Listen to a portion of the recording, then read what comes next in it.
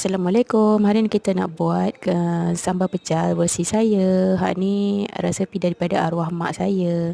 Bahan-bahannya semua kena goreng dulu ya. Mula-mula bahan-bahannya tu kacang tanah, lepas tu cili padi ataupun cili kering, lepas tu udang kering halus, belacan, bawang merah, bawang putih, lepas tu daun limau purut, sedikit daun cekur dan buah dia. Lepas tu garam, gula dan perasa. Bahan yang dah siap goreng tadi biarkan sejuk. Lepas tu blend, guna blend kering. Lepas tu bila dah kita kena blend sikit-sikit lah. Lepas tu dah siap, masuk guna satu bekas ni, baru masukkan garam dan gula. Perasa tu optional lah, kalau nak boleh, tak nak pun tak apa. Lepas tu sedikit asam jawa, nanti gaul-gaulkan sekali. Yang ni asam jawa tak ada, jadi kita gaul macam tu je lah. Tapi yang ni pun sedap dah. Nanti bila nak makan, ambil sedikit, masukkan air panas dan kacau-kacau jadikan macam sos pekat.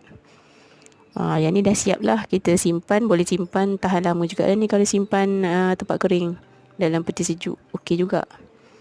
Yang ni dah siap lah. Nanti kita ambil sikit, kita bancuh dalam air panas. Ni yang dah siap bancuh dengan air panas tadi, jadi macam sos pekat macam tu. Nak makan dia dengan ni lah, ada nasi impit sikit, bihun, kacang buncis ni, tak ada kacang panjang, saya ambil kacang buncis, lepas tu timun, dan sedikit ulam-ulam yang lain.